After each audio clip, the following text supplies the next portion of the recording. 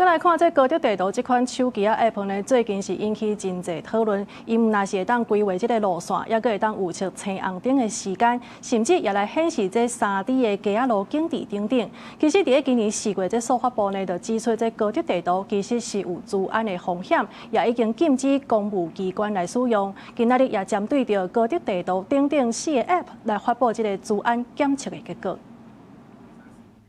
最近在網絡有真濟使用者在分享甲討論高德地圖，伊唔但通規劃路線，閣通預測青紅燈的時間，也會顯示3D 的街路景地等等。這個手機App 是中國的高德軟體公司開發的，屬佇阿里巴巴集團下底。咱數發部第2次發布資安檢測結果，發現高德地圖會使用甲主要功能無關係的隱私權限，會讀取信用卡資料、健康記錄，也閣有營務資訊等等。App 就準講無虧咧用賣繼續傳資料予中國的伺服器，攏總是有11項風險。信用卡資訊被截取了，可能就會被盜刷。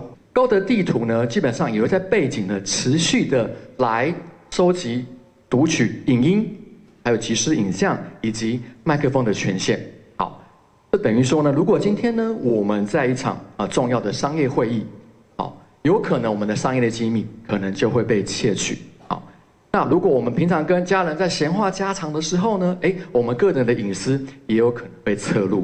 數發部指出，高德地圖有情報收集、監控，也有資安滲透等等的國家安全風險。大眾定在使用的嗶哩嗶哩、愛奇藝，也有比摩3個軟體，也發現普遍都有相像的問題。根據資通安全管理法，咱嘛禁止公務機關使用中國的 App。數發部嘛建議民眾在下載 App 的時，詳細看隱私權政策，嘛要在正式合法的商店下載，避免用到來路不明的 App。因為有一些 Android 的 App， 你不需要在商店下載，你只要是附檔名字的 APK 就可以去下載安裝。那這些可能是來路不明的一些 APP 的軟體，那下載之後你刪除掉，它還有沒有一些後門程式留着？